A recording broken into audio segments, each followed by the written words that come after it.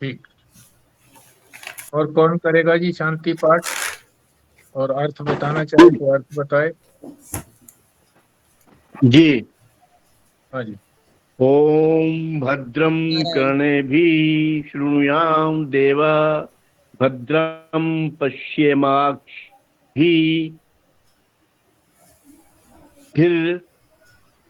पश्येमाक्षभिर्यजत्रा स्थिरैरङ्गैः स्तुष्ट्वा स्थिरैरङ्गैस्तुष्ट्वाम् सस्तनूभिर्व्यर्चेम सस्तनूभिर्व्यशेम देवहितं यदायु। ओम शांति शांति शांति। इसमें ये कहा गया है कि जो भी हम कानों से सुने वो शुभ हो, जो भी हम आंखों से देखें वो शुभ हो, और अपने इन शिथिर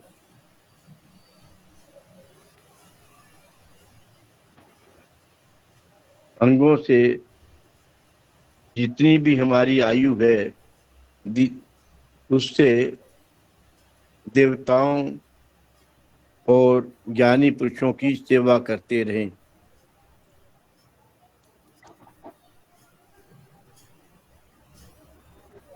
शांति शांति शांति। बाहर शांति, भीतर शांति, स्वच्छ शांति। स्थूल सूक्ष्म और कारण रूप शांति का इसका मतलब है जी। दूसरा है जी स्वस्ति न इंद्रो वृद्ध श्रवा, स्वस्ति न इंद्रो वृद्ध श्रवा, स्वस्ति न पूषा विश्ववेदा, स्वस्ति नस्ताक्षरो, स्वस्ति नस्तार्थ्यो अरिष्टनेमि अरिष्टनेमि, स्वस्ति नो बृहस्पतिर्दधातु। ओम शांति शांति शांति। इसमें कहा गया है कि इसको नहीं कर पाऊंगा जी। तो ठीक। और कोई करे?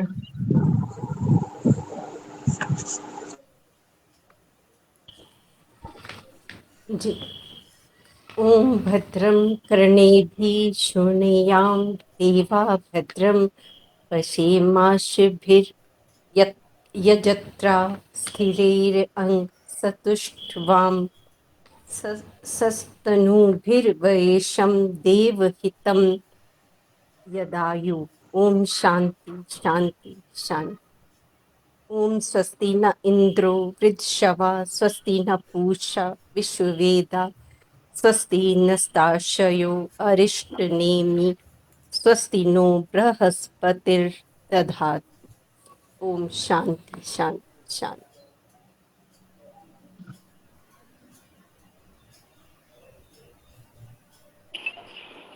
जी।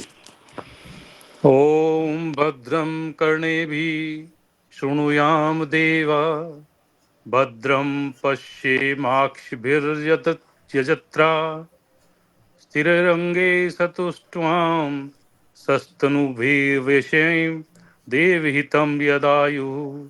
ओम शांति शांति शांति।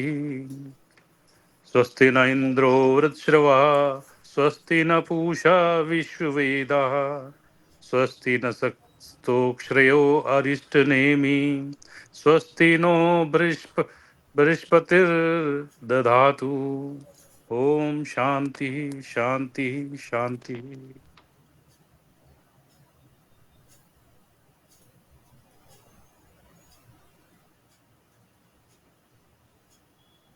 और कोई?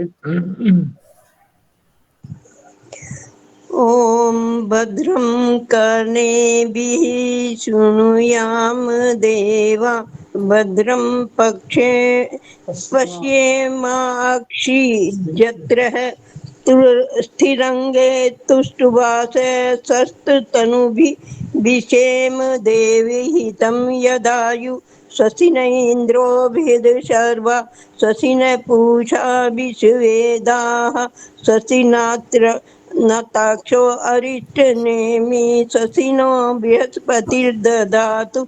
ओम शांति शांति शांति।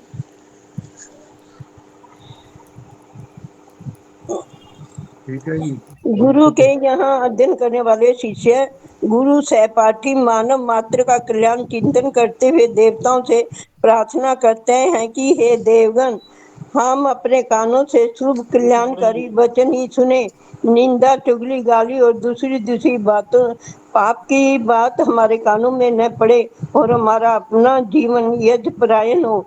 हम सदा भगवान की आराधना में ही लगे रहे, न केवल कानों से सुने, नेत्रों से भी हम सदा कल्याण का ही दर्शन करें। किसी अमंगलकारी अथवा पतन की ओर ले जाने वाले दृश्य की ओर हमारी दृष्टि का आकर्षण कभी न हो। हमारा शरीर, हमारा एक एक ये अंग सुदृढ़ और सुपुष्ट हो, वे इसलिए कि हम उनसे भगवान का स्तवन करते रहे। हमारी आयु भोग विलास या प्रमाद में न बीते, हमें ऐसी आयु मिले जो भगवान के कार्य में काम में आ सके।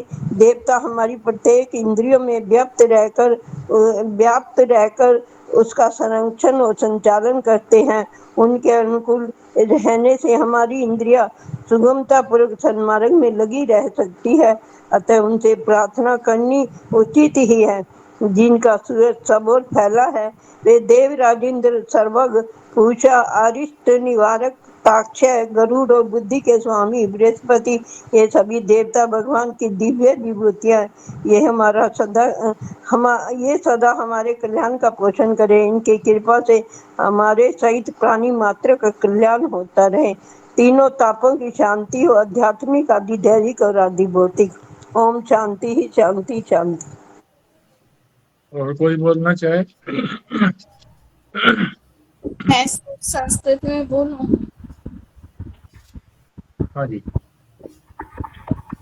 ओम भद्रं कर्णेभिः शृणुयाम देवा भद्रं पश्येमाक्षभिर्यजत्राः स्थिरैरङ्गतुष्टुवांसस्तनूभिः व्यशेम देवहितं यदायुः। ओम शांतिः शांतिः शांतिः।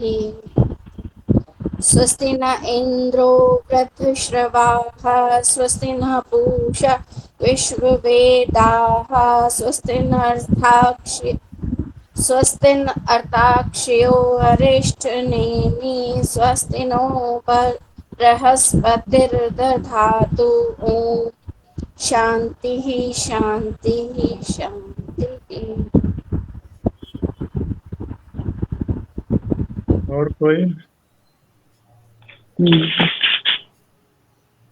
ओम भद्रं कर्णेभिः शृणुयाम देवा भद्रं पश्येमाक्षभिर्यजत्राः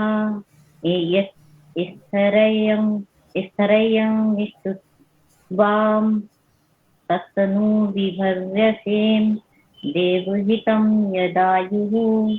ओम शांति शांति शांति।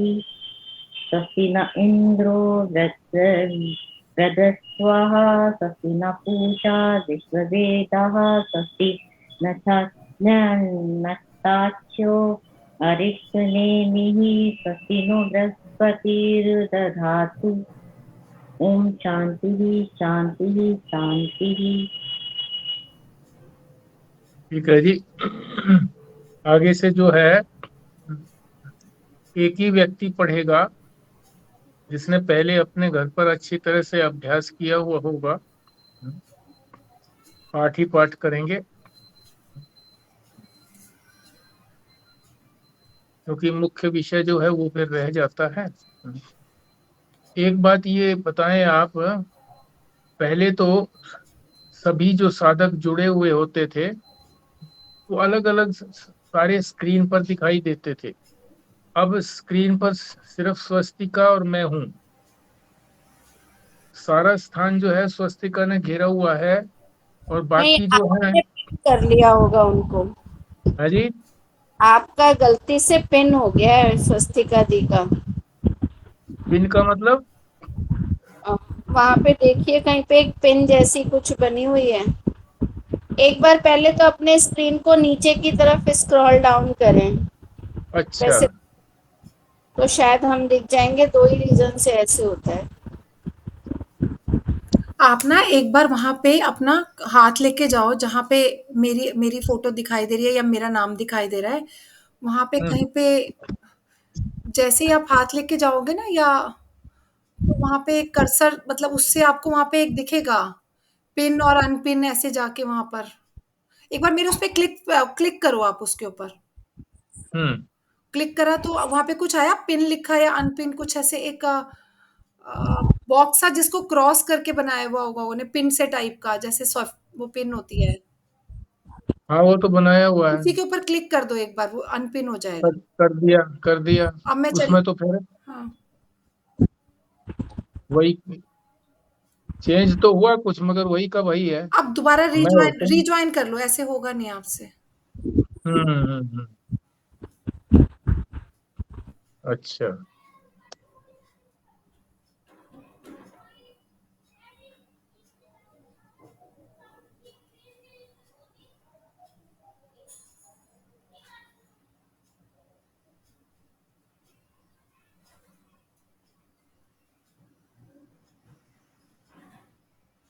हो गया जी, ठीक।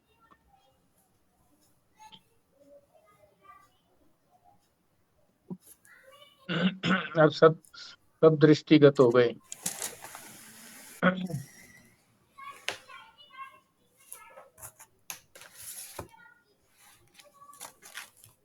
प्राशर जी, हमने ये मुंडक उपनिषद 2-3 दिन से प्रारंभ किया हुआ है,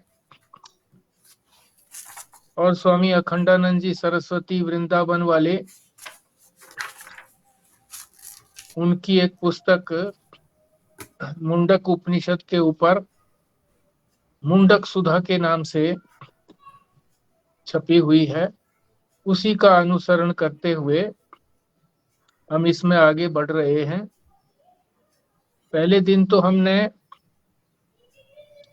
इन्हीं शांति मंत्रों को ही ठीक प्रकार से उच्चारण भी किया, अर्थ भी समझा।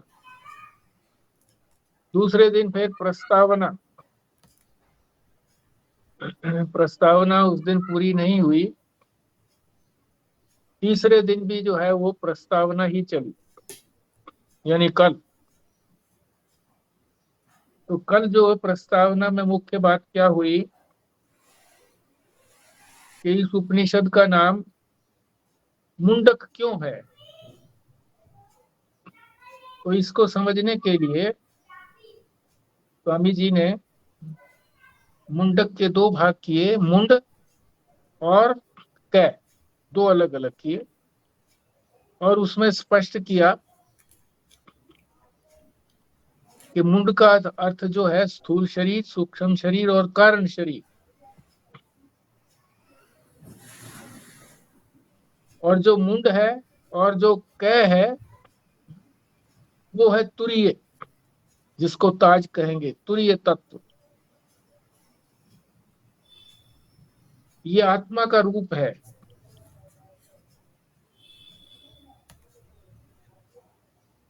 और कै का अर्थ है सुख, यानी तुरीय अवस्था में पहुंचने के बाद जो ब्रह्म सुख रूप ब्रह्म है, आनंद रूप ब्रह्म है, वहां पर हम पहुंचते हैं। एक कारण तो ये बताया मुंडक का, कि मुंड माने 3 शरीर, और चौथा तुर्य, वो इन सब में भी रहता है और इन सब से अलग भी है। और कै का अर्थ बताया ब्रह्म,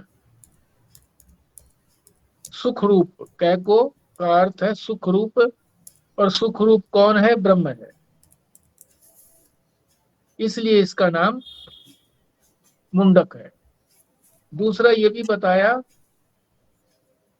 कि जिन्होंने चारों आश्रमों को छोड़ दिया है, आश्रमातीत हो गए हैं, जिनको अवधूत कहा गया है, उन महापुरुषों ने इस उपनिषद को अपनाया है। इसलिए इसको मुंडक कहा गया है, क्योंकि ये हमारा जो मूर्धन्य है, जिसमें हम छोटे बच्चे को देखते हैं, वो इस तरह से काग ऊपर नीचे होता है। यहाँ पर छोटे बच्चे का पैल्पिटेशन सी होती है, तो ये सारा जो है मूर्धन्य कहलाता है। तो ये मूर्धन्य है ऐसे अवधूतों का, महापुरुषों का, इसलिए भी इसको वो कहा गया है मुंडक।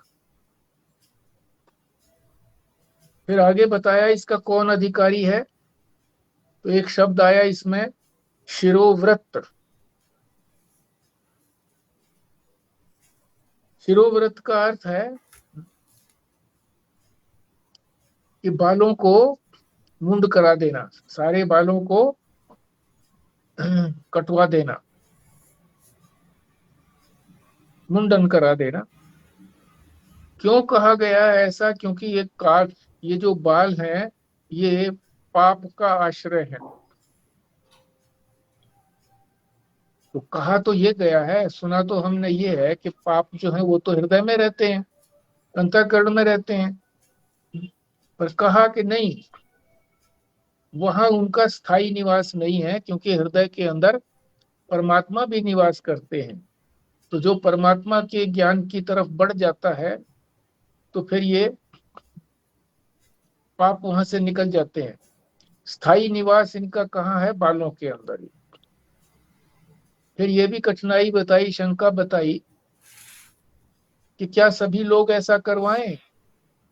क्योंकि कुछ जो हैं जटाधारी होते हैं महात्मा, उनका तो नियम ही यही है कि जटा रखनी है। ब्रह्मचारियों को भी आदेश नहीं है, वो भी जटा रखते हैं, बाल रखते हैं। वानप्रस्थी के लिए भी कोई ऐसा विधान नहीं है। और फिर माताएं जो सधवा हैं, पति जिनका जीवित है, वो क्या करेंगे? तो उनके लिए उपाय बताया कि ऊपर के जो 4 अंगुल बाल हैं उनको कटवा दिया जाए, तो ये शिरोवृत हो जाएगा और फिर वो अधिकारी बनेंगे। एक तो ये अधिकारीपन का ये योग्यता बताई कि ये योग्यता होनी चाहिए। दूसरा ये बताया कि सन्यासी होना चाहिए। सन्यासी का अर्थ भी बताया कि जिसने अपना राग और द्वेष त्याग दिया हो, यानी संसार से वैराग्य जिसको हो गया हो, वो भी इसका अधिकारी है। अब आगे यहां तक हो गया था कल, अब आगे चलते हैं। इस उपनिषद में, मुंडक उपनिषद में 3 मुंडक हैं। 3 मुंडक। मुंड कहते हैं सिर को। कौन सा पेज है जी? ये है 15 पृष्ठ है, सबसे नीचे वाली पंक्ति है 2। इसका अर्थ हुआ कि ये त्रिशिरा है। त्रिशिरा, 3 सिर। तो कौन से हैं वो 3? विश्व, तेजस और प्राज्ञ।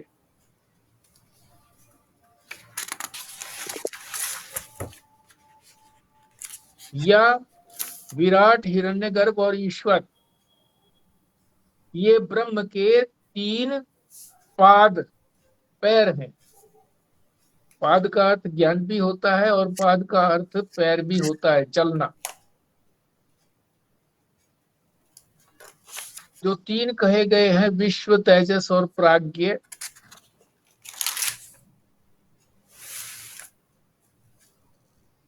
ये व्यष्टि रूप से कहा गया है, एक व्यक्ति। और जब इसकी समष्टि करेंगे तो फिर क्या हो जाएगा? विराट। व्यष्टि और समष्टि, ये भी हमने एक बार समझ लिया था, व्यष्टि और समष्टि किसे कहते हैं। व्यष्टि का मतलब एक पदार्थ, और समष्टि का अर्थ है अनेक पदार्थ।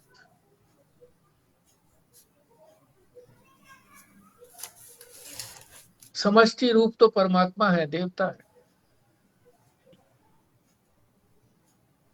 उद्देश्य क्या है कि व्यष्टि रूप से हम अपने आप को समष्टि में प्रवेश कराएं। एक व्यक्ति ना रहे परमात्मा के प्रांगण में, समष्टि रूप से हम अपना प्रवेश हमारा बना रहे वहां पर। तो समष्टि रूप से व्यष्टि का क्या है? विराट। जब हम अपना व्यष्टिपना, इस शरीर के साथ जो हम अपना मैंपना किया हुआ है, जब इसको छोड़ करके सारे ही शरीरों से अपनापना बना लेते हैं, तो हम समष्टि में पहुंच गए, अर्थात विराट में पहुंच गए। विराट भी भगवान का ही रूप है, स्थूल रूप है। इसी तरह से सूक्ष्म भी है, हमारा शरीर सूक्ष्म भी तो है। तो व्यष्टि रूप से जो सूक्ष्म शरीर है हमारा, उसको कहते हैं तेजस। 19 अंग है, हमें मालूम ही है कौन कौन से है। इंद्रिया, 10 इंद्रियां हो गई, 5 ज्ञानेन्द्रियां, 5 कर्मेंद्रियां, 5 प्राण और अंतःकरण चतुष्टय। ये सारा सूक्ष्म है। ये सारा सूक्ष्म शरीर भी जब समष्टि रूप से हो जाता है, हम अपने सारे ही इन अंतःकरण आदि सूक्ष्म शरीरों को समष्टि में डाल देते हैं,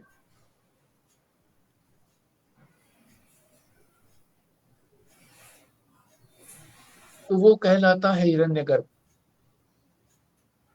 फिर जितने भी हमारे राग द्वेष हैं, वो राग द्वेष नहीं रहते। और तीसरा है, कारण शरीर भी हमारा है। कारण शरीर में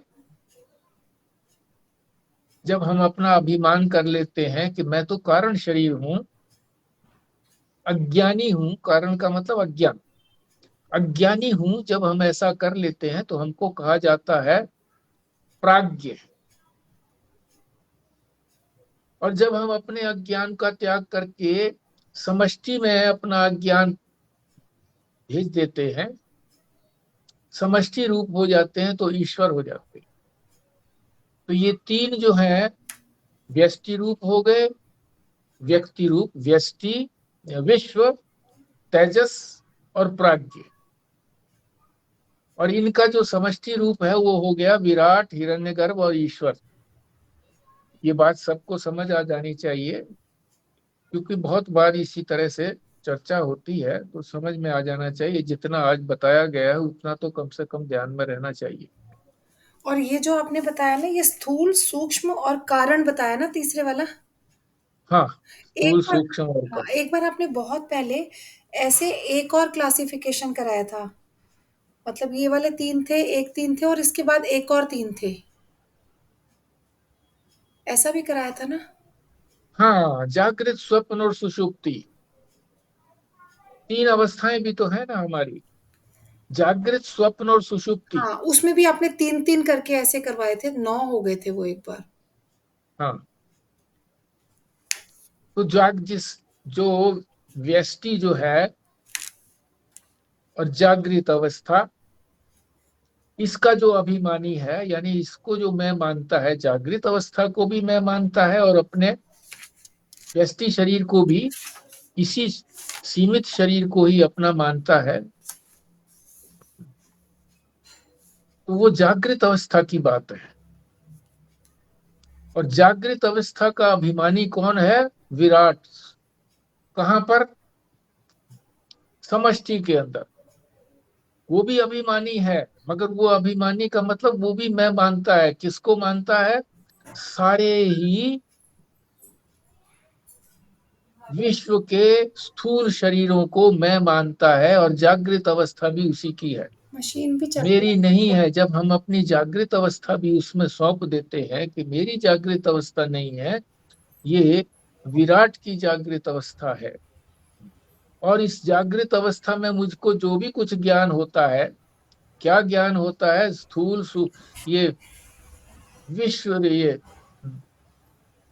शब्द स्पर्श रूप रस गंध, ये 5 स्थूल विषय, स्थूल विषयों का ज्ञान होता है व्यष्टि को, जिसको हम विश्व कहते हैं। ये मुझे नहीं होता, वास्तव में ये ज्ञान जो है ये विराट को ही होता है। मैं नहीं जगा, वास्तव में विराट ही जगा है। इस प्रकार से अपने को उसमें समाहित कर देना, उंडेल देना है।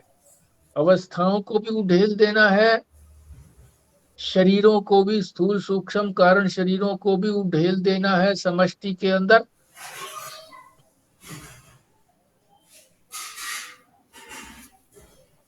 तो जैसे आपने बताया ना कि ये जो है जो आपने बोला कि जो स्थूल है वो तो हो गया, नहीं सॉरी, जागृत में व्यष्टि हो गया, तो समष्टि किस में हुआ?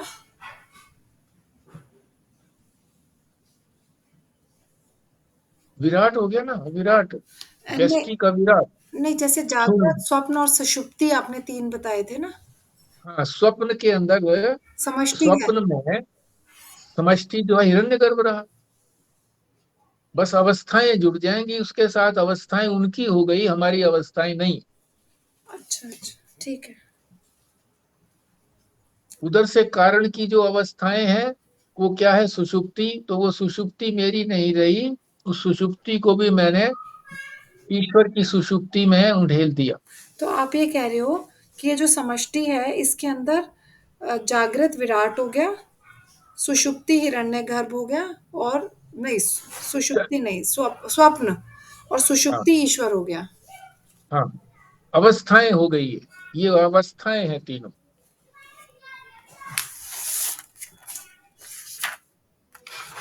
और व्यष्टि शरीर,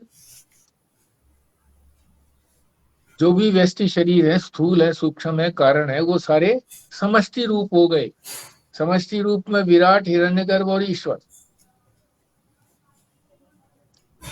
वैसे ये अगर ब्लैक बोर्ड होता तो और अच्छी तरीके से समझ में आता, क्योंकि अब तो शब्दों से ही समझाया जा रहा है। पहले एक बार ये इस तरह से मैंने क्लासिफिकेशन करके दिया भी था, बहुत पहले जब गीता का स्वाध्याय कर रहे थे तब की बात थी।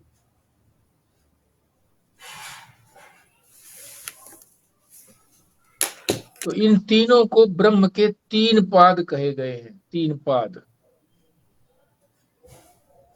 ब्रह्म जब ईश्वर का रूप धारण करता है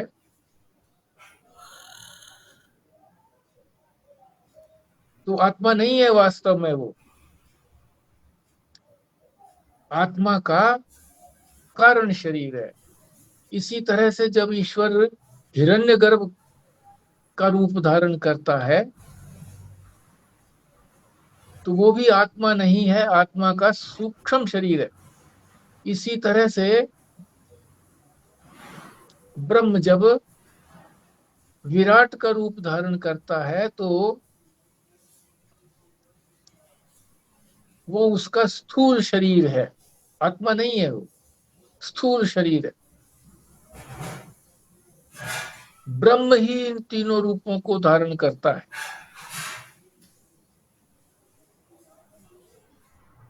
चलो ज्यादा कॉम्प्लिकेटेड हो जाएगा, तो आगे हम चलते हैं इसमें। इन तीनों से परे, व्यष्टि और समष्टि तीनों से परे और तीनों में व्याप्त, समाया हुआ, तीनों में समाया हुआ क्या है? तुरीय तत्व, वही ब्रह्म है। ब्रह्म इन सब से अलग भी है और इन सब के अंदर समाया हुआ भी है। इसीलिए ब्रह्म को कारणातीत कहते हैं। कारण कौन हुआ? वो तो ईश्वर हुआ। अभी हमने समझा था कि कारण जो है वो ईश्वर है। पर आप कहेंगे कि कारण तो अज्ञान हो गया, तो अज्ञान तो ईश्वर में तो है नहीं, व्यष्टि में है अज्ञान, प्राज्ञ में अज्ञान है, ईश्वर में अज्ञान नहीं है। उसमें क्या है? माया। तो तीनों में व्याप्त है ब्रह्म और तीनों से अलग भी है। और कै जो कहा गया था, ये तो मुंड की बात आई ना, कै जो कहा गया था उसका अर्थ है परमानंद। उसी की प्रतिष्ठा ब्रह्म की, यानी उसकी परमानंद की प्रतिष्ठा इन तीनों मुंडों में होने से तीनों मुंडक हैं। पहले तो मुंडक उपनिषद की बात बताई, फिर उसमें तीन मुंडक बताए, और फिर ये बता रहे हैं अब उसी की प्रतिष्ठा किसकी? कै की, यानी परमानंद की, यानी ब्रह्म की, तीनों मुंडों में होने से, क्योंकि वो तीनों में विराजमान है, अलग भी है और तीनों में समाया हुआ भी है, इसीलिए ये तीन मुंडक कहलाते हैं। मुंडको उपनिषद में तीन मुंडक हैं, तीन भाग हो गए। और फिर कहा है कि प्रत्येक मुंडक में दो खंड हैं, दो टुकड़े। तो किस तरह से समझाया इसको कि सिर के, मस्तिष्क के भी हमारे दो भाग हैं। एक भाग जो है वो आगे का है, एक पीछे का है। ये भाग हमारा आगे का है, ये यहाँ पर लघु मस्तिष्क है, लघु, छोटा। और यहाँ जो है पीछे जो है ये वृहत मस्तिष्क है। तो दो खंडों का इस प्रकार से बताया, उसकी सिमिलैरिटी बताई है, समानता बताई है कि प्रत्येक मुंडक जो है वो दो भागों में, यानी दो खंडों में विभाजित है। तो इस सारी पुस्तक के अंदर तीन मुंडक हो गए और हर एक मुंडक का दो दो खंड हो गए, तो 6 खंड हो गए। तीन मुंडक और हर एक के दो दो खंड, तो 6 खंड हो गए। उसी दृष्टि से हम इसको आगे समझेंगे। तो अभी तक जो हमने कुछ समझा था वो आपको ठीक से समझ में आ गया? आप बताएंगे। आज तो नई चीज जो बताई है वो तो यही है कि तीन मुंडक,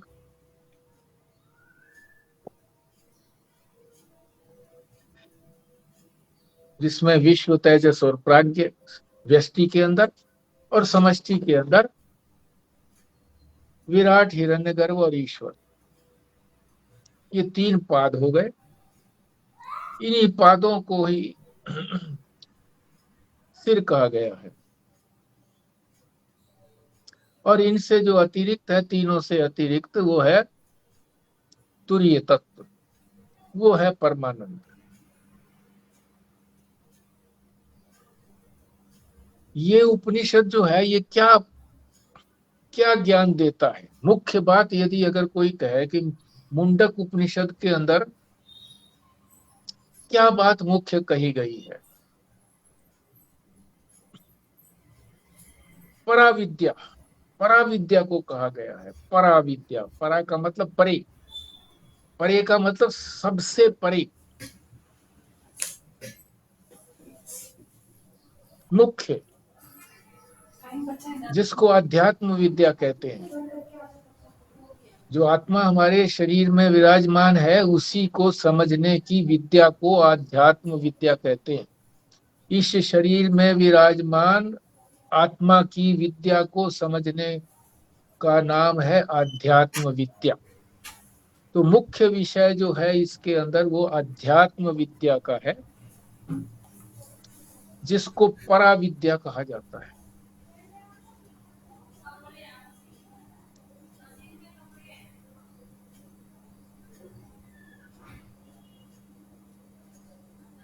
और वो परा विद्या कैसी है? जो हमारे हृदय में आत्मा है उसको कहते हैं हम प्रत्यक आत्मा, प्रत्यक। और वो चेतन है, प्रत्यक चैतन्य। और वो परमात्मा से अतिरिक्त नहीं है, ब्रह्म से अतिरिक्त नहीं है।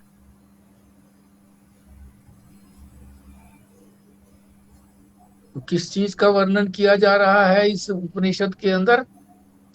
प्रत्यक चैतन्य अभिन्न ब्रह्म तत्व का प्रतिपादन इसमें उपनिषद का विषय है। पता लगना चाहिए ना किसी भी ग्रंथ का विषय क्या है, वो हमारे काम का है कि नहीं है, तभी तो हम आगे बढ़े उसमें, पुस्तक में, उस ग्रंथ में। हमारे मतलब का नहीं है तो हम किस लिए जाएं उधर। संसार में भी इसी तरह से अनेक विद्याएं हैं। तो पहले यही पता लगाते हैं कि ये विद्या के अंदर क्या बताएंगे, कहाँ तक पहुंचाएंगे। तो वो हमारा लक्ष्य है, तो हम उसी विद्या को अध्ययन करें। तो यहाँ जो विद्या है ये ब्रह्म विद्या है, जिसको परा विद्या कहते हैं, अध्यात्म की विद्या है। और वो विद्या जो है वो आत्मा और परमात्मा की एकता को बताती है। ये इसका विषय है। ये अध्यात्म का क्या मतलब होता है? हाँ, इस शरीर के अंदर स्थूल शरीर से लेकर के आत्मा पर्यंत, जो आत्मा इसमें स्थूल शरीर, सूक्ष्म शरीर और ये अंतःकरण, इन सब के अंदर, इस सब से अंदर सबसे परे जो आत्मा है उसको जानने की ये विद्या है। तो जैसे आपने पंचकोश समझे थे, तो पांचों कोशों को पार करके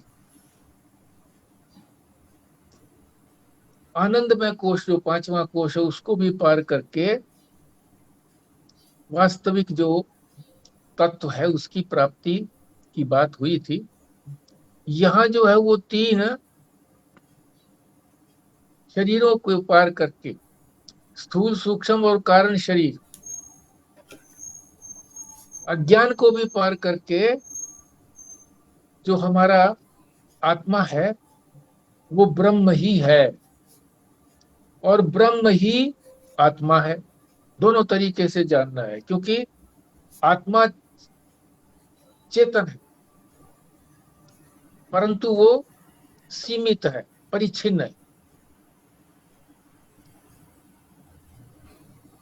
और ईश्वर जो है व्यापक तो है, परंतु वहां चेतनता का अनुभव नहीं हो सकता। चेतनता का अनुभव तो होगा हमारी आत्मा में ही, प्रत्येक आत्मा में ही चेतन का अनुभव होगा। ब्रह्म का अनुभव भी यहीं पर होगा।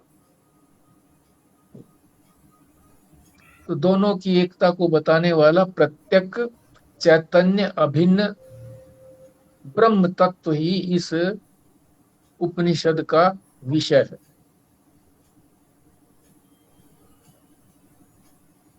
ये हमारी प्रस्तावना पूरी हुई।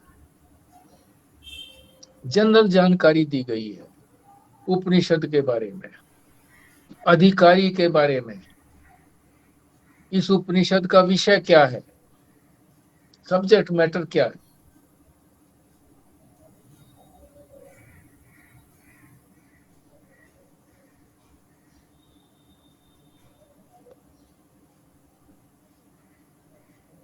महत्ता भी बताई इसकी कि आदि गुरु शंकराचार्य जी ने इस पर भाष्य किया है।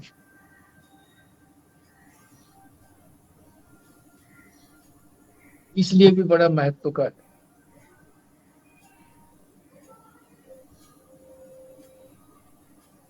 और भी कई बातें बताई हैं। तो ये हमारा वो हो गया। अब प्रथम मुंडक प्रारंभ होता है। तो इस पुस्तक में ये अच्छी बात है कि पहले संगति शब्द लिखा हुआ है ना। संगति, संगति का मतलब होता है उसका पीछे से क्या कनेक्शन। एकदम तो नहीं, एकदम तो कि हम एकदम जो है ना वो कहीं कूद गए, कहां से कूदे पता नहीं है हमको। तो पीछे का भी, पीछे से संबंध है इसका। संगति किस चीज की संगति लगानी है? उपनिषद की परंपरा। अब परंपरा शब्द भी जो है वो बहुत समझ बूझ करके समझना है इसको। परंपरा किसको कहते हैं?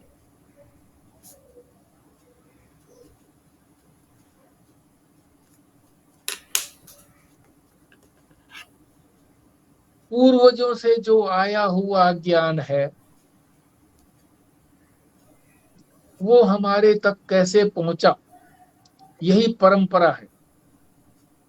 नारायण से हमारे तक जो ज्ञान पहुंचा है यही परंपरा है हमारी। सनातन धर्म की, वेद की जो परंपरा है वो सबसे प्राचीन परंपरा है।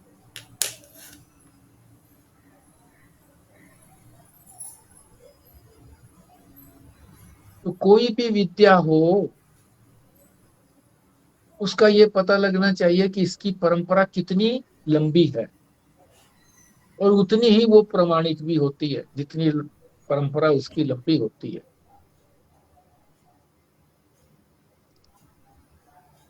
जैसे कहते हैं ना कि कोई वैद्य है जी,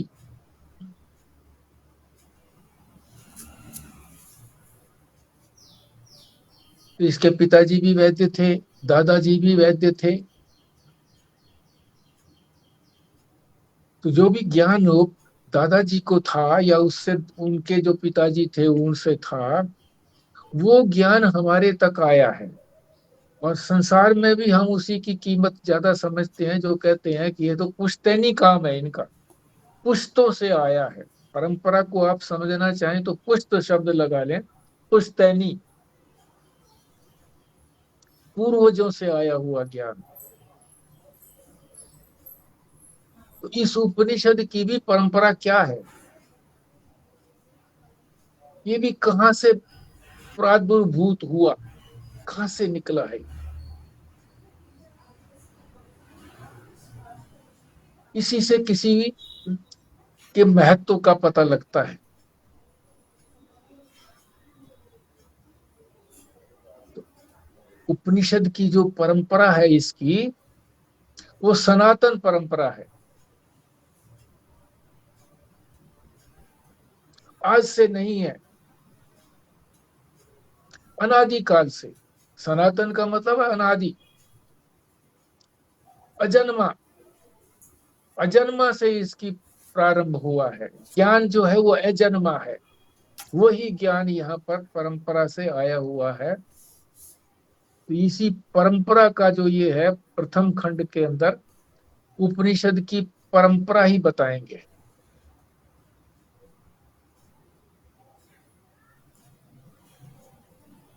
एक तो परंपरा सनातन, और दूसरा ये है कि इसकी समाज के अंदर कितना सम्मान है, लोग सम्मान कितना करते हैं इस परंपरा का। और जो ज्ञानी लोग हैं उन्होंने इसको अपनाया है कि नहीं अपनाया है। तो इसमें जो ब्रह्म विद्या का ज्ञान दिया जाता है वो ज्ञानियों ने अपनाया है, अनुभव किया है, इसको और उसका समाज में, भ्रांति रहित भी बोला है। हाँ, और इसमें समाज में बड़ा सम्मान है इसका, ब्रह्म विद्या का, ज्ञानियों का। और इसमें कोई भ्रम नहीं है, भ्रम नहीं है, गलत ज्ञान नहीं है ये कि रस्सी को सर्प समझ लिया हो, ऐसा नहीं है। रस्सी को रस्सी ही समझा गया है, भ्रांति नहीं। और फिर सबके कल्याण के लिए है। ये सारी चीजें होने पर भी अगर समष्टि का कल्याण नहीं होता है तो कोई उसकी कीमत नहीं है। तो सर्व कल्याणकारी है, सबके कल्याण के लिए, प्राणी मात्र के कल्याण के लिए।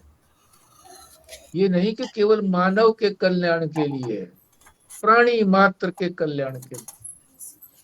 अब कहोगे जी प्राणी मात्र का कल्याण कैसे है? तो आपने भागवत की कथा जो सुनी है, किनके मुख से हुई है, वो आप जानते ही हैं। कौन थे जी वो? काकभूषुंड।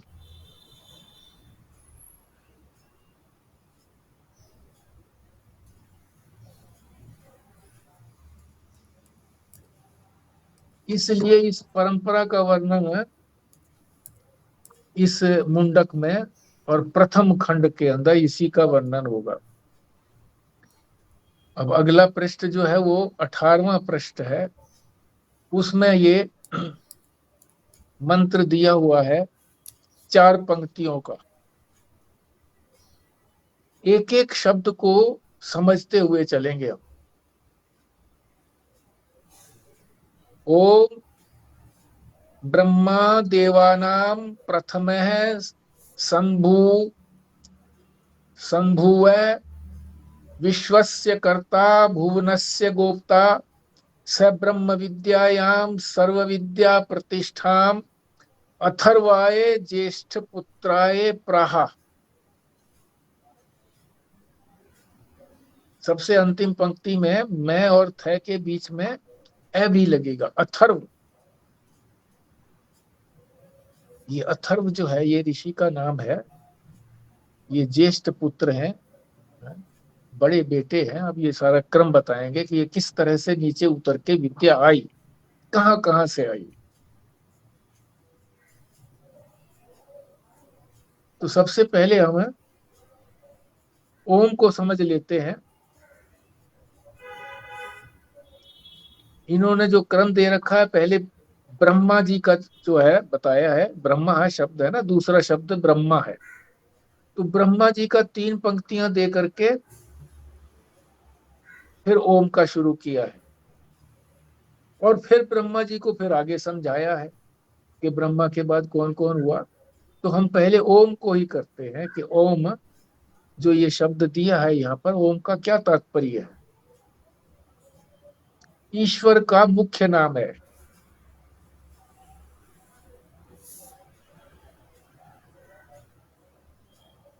निकटतम नाम है, प्रिय नाम है ओम का। नाम की महत्ता तो आप जानते ही हैं। नाम ही नामी तक पहुंचा देता है। कैसे पहुंचा देता है? हम किसी को संबोधन करके ही तो अपने पास बुलाते हैं। संबोधन करके ही तो किसी को किसी के पास भेजते हैं। नाम बोल दिया तो बुलाया उसको तो आ गया, कहीं भेजा तो चला गया। तो नाम नामी से मिला देता है। इसीलिए भजन की बड़ी महिमा कही गई है, नाम की महिमा कही गई है कि राम का नाम भी लोगे तो राम तक पहुंचा देंगे।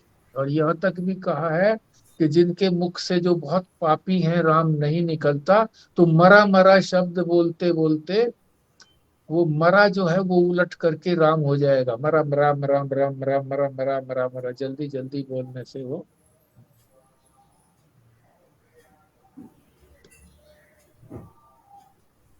दूसरा बता रहे हैं कि शुद्ध अशुद्ध को शुद्ध कर देता है। उच्चारण मात्र से शुद्ध हो जाता है। हमारा अंतःकरण शुद्ध हो जाता है, वातावरण शुद्ध हो जाता है।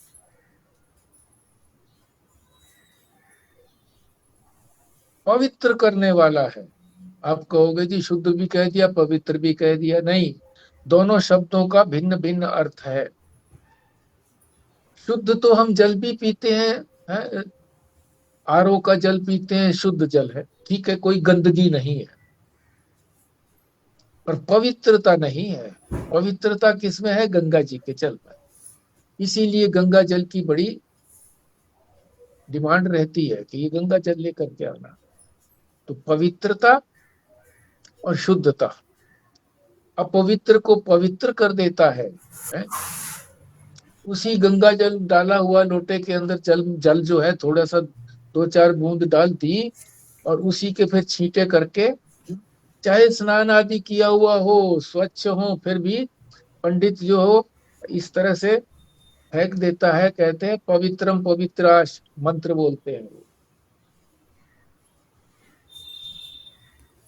सर्व वेदों की आत्मा है, सर्वात्मा, सर्व वेद आत्मा, सारे वेदों की आत्मा है ओम।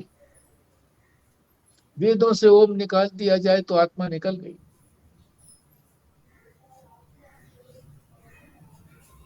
और सारे वेद जो है वो गायत्री माता के गर्भ से निकले,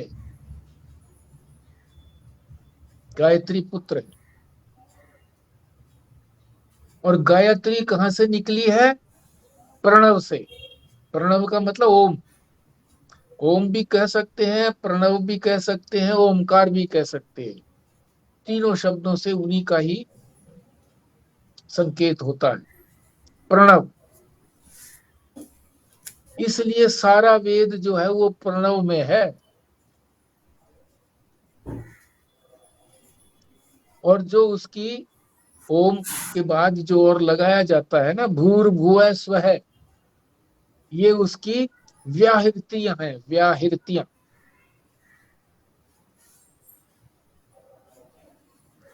सारे वेदों का अंतर्भाव गायत्री में है।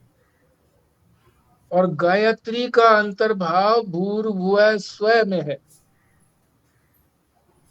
और इन व्याहृतियां भूर्भुवः स्वः जो है, इनका अंतर्भाव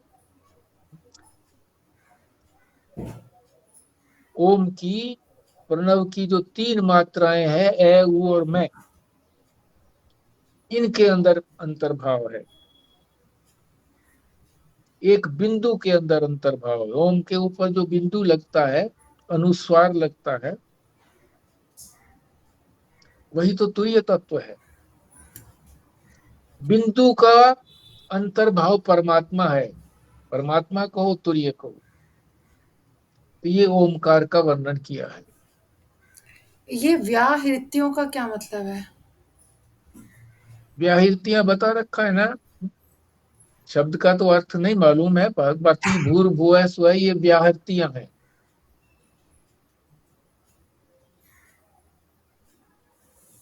देखते हैं, कल पता लग जाए तो इसका है अनुसंधान करके व्याहृतियां का क्या अर्थ है। तो ये ओम की महत्ता बताई है। इस मंत्र के अंदर जो 4 पंक्तियों का मंत्र है, इसमें पहला शब्द है ओम। उसी को हमने आज समझने का प्रयत्न किया है। एक एक शब्द को खूब अच्छी तरह से विस्तार से हम समझेंगे, तब जाकर के ये पहला जो मंत्र है ये संपूर्ण होगा। कल फिर ब्रह्मा से शुरू करेंगे, आगे आगे जिस तरह से बढ़ते रहेंगे। तो आप भी, आपके पास पुस्तक तो है ही सभी के पास, तो आप भी अध्ययन करें, उसका समझने का प्रयत्न करें। जैसा भी समझ में आए ठीक है। शंका भी कर सकते हैं अगले दिन आकर के कि ये क्रम किस तरह से है। जो परंपरा आई है, ये परंपरा में पहले कौन हुआ है, पीछे कौन हुआ, ये तो अभी आएगा। पर सबसे पहले ब्रह्मा जी हुए हैं, और ब्रह्मा जी से ही आगे फिर वंश चला है। विष्णु भी जो है वो ब्रह्मा जी की नाभि से उत्पन्न हुए हैं। और एक ऐसा तत्व भी है जो किसी से भी पैदा नहीं हुआ। कौन है वो? शंकर भगवान। उसका भी यहाँ वर्णन आएगा।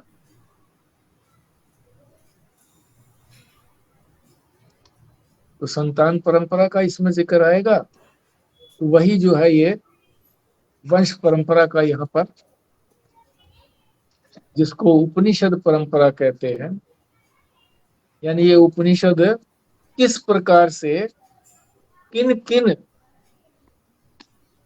महापुरुषों के मुख से सुन करके यूं का यूं ग्रहण होता हुआ हमारे तक पहुंचा है। तो ये उपनिषद की परंपरा काफी लंबा है, इसको भी हमें ठीक से समझना है। तो जो भी बड़े महात्मा होते हैं तो इस परंपरा का सबसे पहले उच्चारण करते हैं, फिर आगे अपना प्रवचन शुरू करते हैं।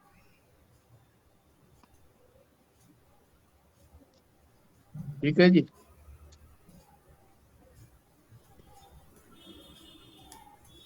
प्राशर जी आपके पास है ये? नहीं, मेरे पास तो नहीं है ये बुक। ये मैं उसमें पीडीएफ बना करके इसमें हाँ भेजा हुआ लिंक पर। हाँ, पीडीएफ वाला तो मैंने अभी अभी खोल के देखा है। हाँ हाँ हाँ। तो पीडीएफ का प्रिंट आउट निकाल सकते हैं, सारा जी एकदम एकदम ना निकाल पाए तो पार्ट्स में निकाल सकते हैं, नहीं थोड़ा निकाल। थोड़ा। हाँ ठीक है, निकाल लेंगे तो ठीक है। पुस्तक हमारे सामने भी रहेगी तो भी ठीक है, और फिर बाद में समय निकाल करके कुछ उसको देख भी लिया जाए, और वहां पर जो शब्द नहीं आते हैं उनका अर्थ भी लिख लिया जाए कि उसका क्या अर्थ बताया गया है। वैसे तो अर्थ साथ साथ समझाने का प्रयत्न किया है स्वामी अखंडानंद जी ने, पर कहीं पर कुछ शब्द छूट भी गए हैं, क्योंकि बहुत सारी पारिभाषिक शब्द हैं, तो उन पारिभाषिक शब्दों का भी ज्ञान हमको होना चाहिए।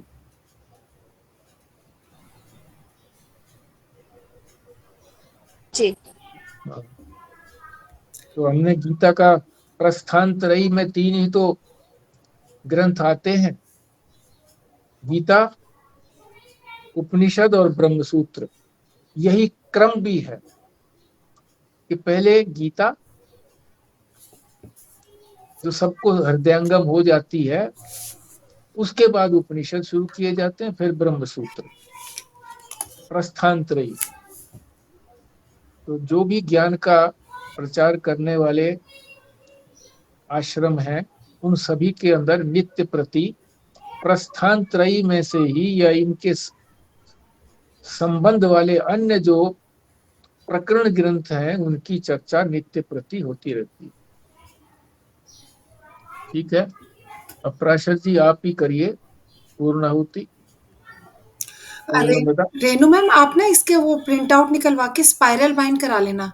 ये संजीव हाँ भाई हाँ ने ना उसमें बुक की फोटो भी डाली थी, उस तरीके से करवा लेना। हाँ, वो मैंने देखी है, मैंने अभी देख रही थी। मैं सोच रही थी, वो बीच में एक मैसेज पड़ा था कि गीता प्रेस का है, तो मैंने सोचा मैं गीता प्रेस से बुक परचेज करती रहती हूँ, मैं ऑर्डर दे दूंगी। तो आज ही मैसेज देखा है कि नहीं का भी आया हुआ है कि ये गीता हाँ, प्रेस। वो नहीं मिलेगी, पर इसमें कुछ पेजेस बीच में भी डालने पड़ेंगे। जब आप प्रिंट आउट निकालोगे तो पेज नंबर देख के बीच में भी डलवा लेना। जी जी जी। हाँ, ठीक। वो जो था ना वो वो लेफ्ट आउट हो गए थे, छूट गए थे।